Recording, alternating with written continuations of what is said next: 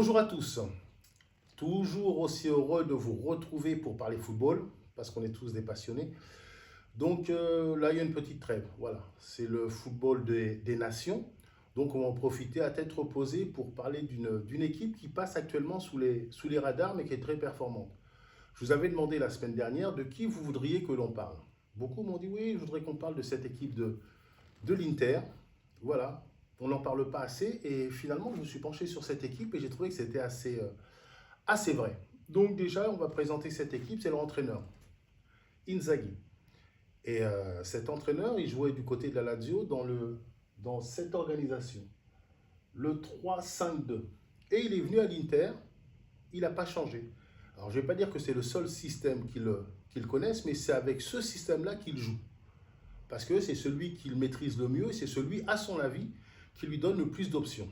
Donc, comment il a organisé cette équipe de l'Inter, qui est championne en titre et qui le sera encore sans doute cette année et qui a fait des bons parcours à chaque fois en Ligue des Champions sans qu'on la place forcément comme parmi les favoris. Peut-être à raison, mais elle est capable de créer des grosses surprises. Donc, Yann Sommer, Bastoni, Acerbi, Pavard, la défense à 3. Mais ils ont aussi des réserves. Il y a Bissek qui est capable de jouer dans cette défense à 3, donc ils ont beaucoup de solutions. Là, sur le dernier match, c'était Augusto, Kitarian, Çalhanoğlu, Barella. Et Dumfries sur le côté droit, et ce duo d'attaquants, Thuram, Lautaro. Voilà l'équipe type sur le dernier match.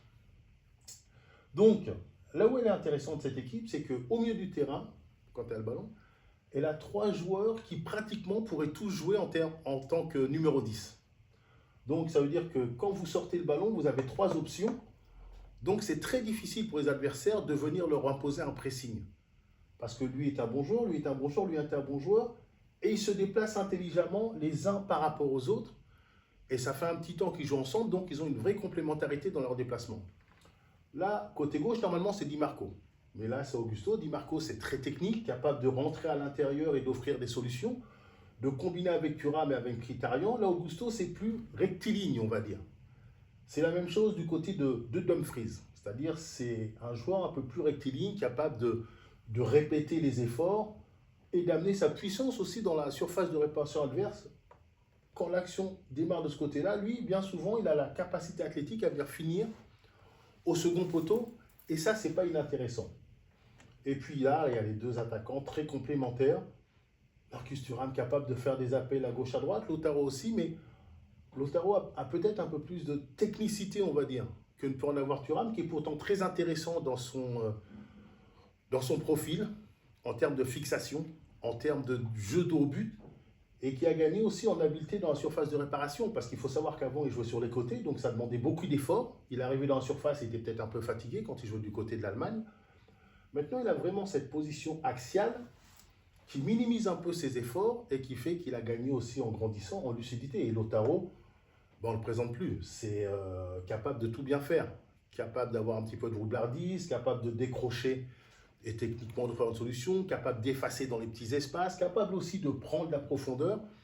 Donc c'est vraiment un duo très intéressant parce qu'ils arrivent à trouver la bonne distance pour jouer tous les deux, mais ne pas être trop proches pour ne pas non plus se marcher sur les pieds et réduire les espaces qui sont assez rares, on va dire, dans cette surface de réparation. Donc, vous avez bien vu les noms. Donc là, je vous ai parlé de l'organisation quand ils ont le ballon, mais ce qu'il y a aussi, toujours quand ils ont le ballon, c'est qu'il y a ce joueur Bastoni qui est capable de s'engager très haut et faire sortir les adversaires.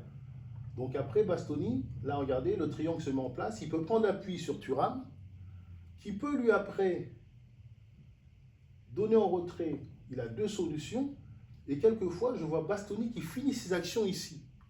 Donc c'est-à-dire que l'intelligence d'Inzaghi, c'est que il n'y a pas de restriction pour ces 2 stoppeurs. Acerbi étant un peu plus vieux, bon, il ne va pas trop s'engager dans des courses offensives, mais que ce soit Pavard ou de l'autre côté Bastoni, ils n'hésitent pas à venir amener le surnombre, voilà, et dépasser, comme on dit, leur fonction. Ça, c'est quand ils ont le ballon, ils ont beaucoup de créativité.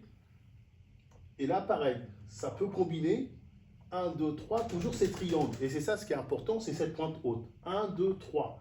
Ils ont ces triangles offensifs qui leur amènent beaucoup de solutions dans le jeu. C'est-à-dire bien souvent, Voilà, on le trouve en appui haut, en soutien, et tout simplement le troisième qui s'engage. Et là, comme Dumfries, il s'engage sur ce côté-là qu'il a combiné, il y a Lautaro, il y a Thuram, il y a un des milieux qui n'était pas forcément dans la préparation, lui reste un peu en sécurité, tout le bloc monte. Et là, il y a un autre joueur, le joueur excentré de l'autre côté qui vient en surface. Donc ça fait qu'éventuellement, quand on a combiné sur le côté droit, il y a 1, 2, 3, 4 joueurs qui finissent dans la surface de réparation adverse. Donc, on va dire qu'ils ont d'énormes possibilités à droite, d'énormes possibilités à gauche.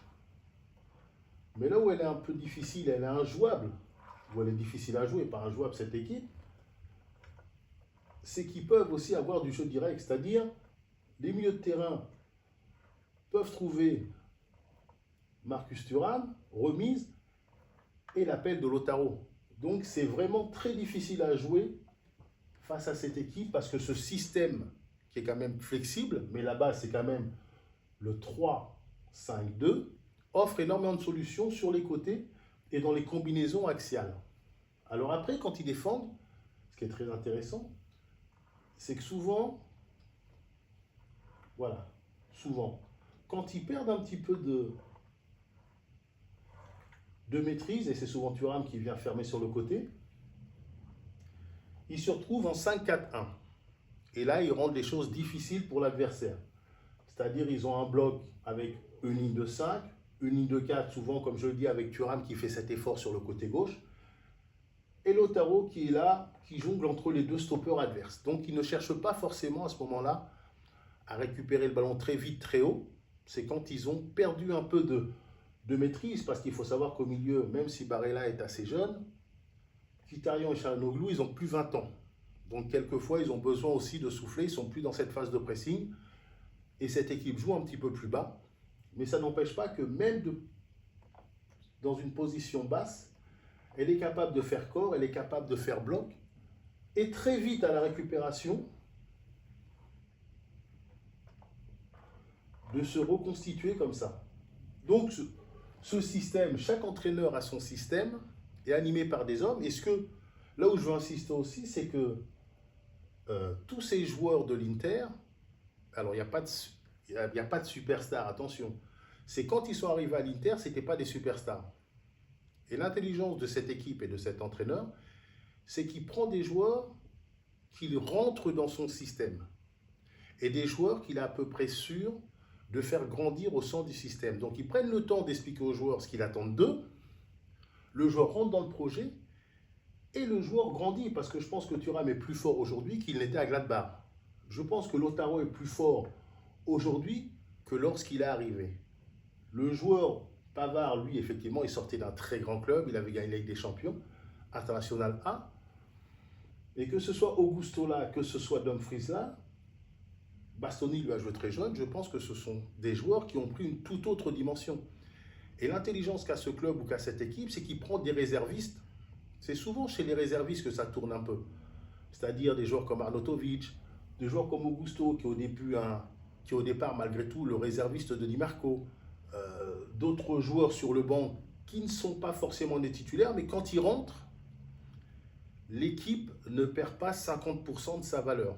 C'est des joueurs qui ne sont pas appelés à être des titulaires parce que sa base de titulaire, il l'a, mais ce sont des joueurs comme Zielinski, des joueurs qui rentrent dans un effectif et qui sont capables à un moment donné de jouer 5 matchs, mais d'être très performants sur ces 5 matchs pour faire effectivement souffler un peu des joueurs qui sont très utilisés et qui sont dans des secteurs de jeu où il faut être au top de sa forme athlétiquement. Je pense notamment au milieu et je pense notamment aux joueurs excentrés. Je pense pratiquement à tous les joueurs qui, avec ce calendrier infernal, ont à un moment donné moins d'énergie et ont besoin de souffler sans que le niveau de l'équipe en pâtisse de trop. Donc, jusqu'où peut aller cette équipe? Déjà, elle va être championne, je le pense, parce qu'elle a une vraie organisation, un coach qui maîtrise ce